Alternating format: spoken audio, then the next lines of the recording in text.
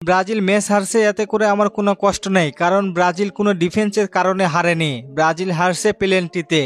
এখানে কোনো প্লেয়ারদের দোষ নেই, না কোচের। বলিভিয়ার বিপক্ষে ম্যাচটি এমনই হওয়ার কথা ছিল। যেহেতু সমুদ্র পৃষ্ঠ থেকে 4088 মিটার উঁচুতে, সেহেতু ব্রাজিল প্লেয়ারদের অক্সিজেনের সমস্যা হচ্ছিল। হাফ টাইমের আগে তেমন ভালো পারফরমেন্স করতে না পারলেও হাফ টাইমের পরে আনচেলত্তি অ্যাটাকিং পজিশন পরিবর্তন করে দুর্দান্ত একটি ম্যাচ উপহার দেন। ব্রাজিল ফিফা র্যাঙ্কিং 2 নম্বর থেকে 5 নম্বরে চলে গিয়েছে, যা ব্রাজিল ভক্তদের জন্য দুঃসংবাদ। এমনটা হওয়ার কথা ছিল না, কিন্তু তাও হয়েছে। এই 2 ম্যাচে দলের নিয়মিত মুখদের বাদ দিয়ে নতুনদের প্রমাণের সুযোগ দিতে চেয়েছিলেন আনচেলত্তি। প্রথম ম্যাচে দুর্দান্তভাবে সফল হলেও দ্বিতীয় ম্যাচে বলিভিয়ার মাঠে উচ্চতার কারণে ব্রাজিলে খেলতে সমস্যা হয়েছিল। তবে যাই হোক, কোচ নিশ্চয় ভালো ধারণা পেয়েছে প্লেয়ারদের সম্পর্কে। ওয়ার্ল্ড কাপ স্কোয়াড তৈরির কাজটা এখন একটু হলেও সহজ হবে তার।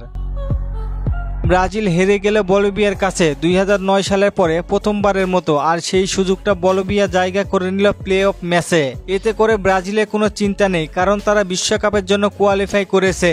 ব্রাজিল বনাম বলিভিয়ার ম্যাচটি 1-0 গোলে জিতে যায় বলিভিয়া। ম্যাচে কাউকেই দোষ দেওয়া যায় না যে পারফরমেন্স খারাপ করেছে সবাই, নিজের জায়গা থেকে বেস্ট পারফরমেন্স করেছেন সবাই। আলাদা করে অ্যালিসনের কথা না বললেই নয়, ম্যাচে তার সেভগুলো ছিল দুর্দান্ত। ব্রাজিল আরও গোল হজম করতে পারত, কিন্তু অ্যালিসনের কারণে ব্রাজিল রক্ষা পেয়ে যায়। আশা করি ব্রাজিলের পরবর্তী 2 ম্যাচে ব্রাজিল ও দক্ষিণ কোরিয়া এবং জাপানের বিপক্ষে ভালো কিছু করবে আনচেলত্তির শিষ্যরা।